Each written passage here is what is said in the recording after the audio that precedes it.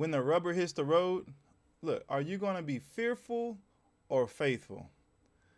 Our thought of this day comes from John chapter 12, verse 42. You see it underlined. Oh my goodness, it struck me. How pertinent is this passage that we're going to read? Let's jump in here. Verse 41. Isaiah said these things because he saw his glory and spoke of them. Nevertheless, many, even of the authorities, believed in him. Who is him? Yahshua, Jesus Christ. But for fear of the Pharisees, they did not confess it. Wow. How different could things have been if they would have opened their mouth and said something?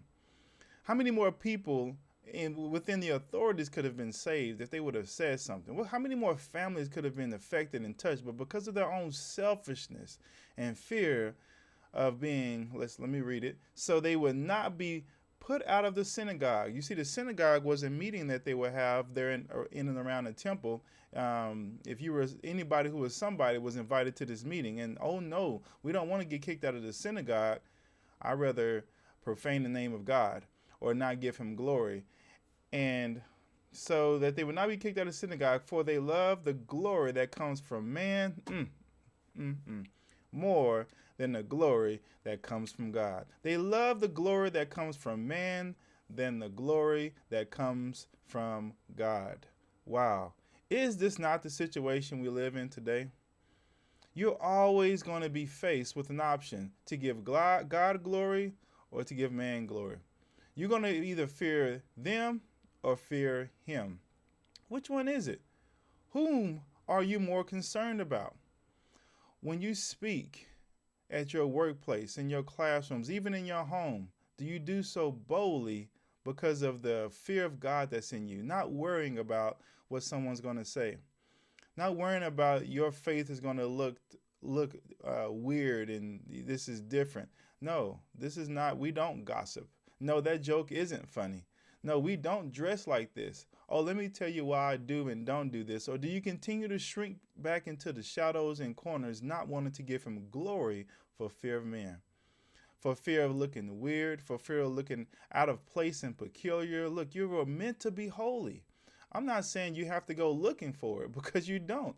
In the world today, it's such a dark place in so many places that you just being a light will set you apart. Don't be like these guys, the authorities, who they believed them, but their fear kept them from sharing their faith, from giving him glory. This happens so often.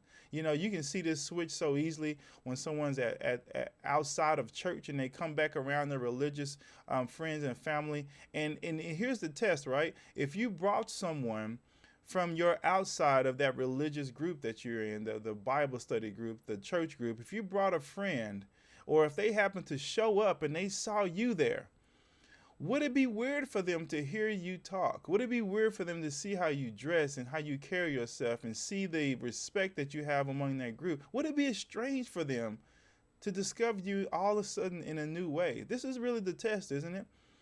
When you pray, would it be a strange thing for them, for you praying and worshiping God with your hands up in the air and tears in your eyes? Would that be strange to them, or would they simply say, yeah, that's how she is. Yeah, that's how he is.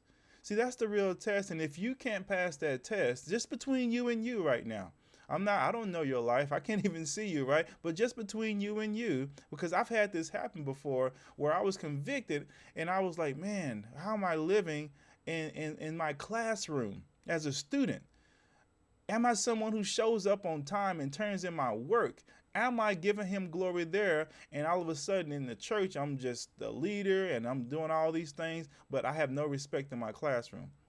I have no respect in my workplaces because I'm showing up late, or I'm cutting jokes that are borderline this and that.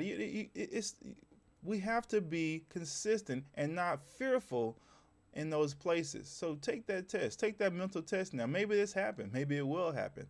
But we got to make sure that we're not being governed by that fear, but by faith.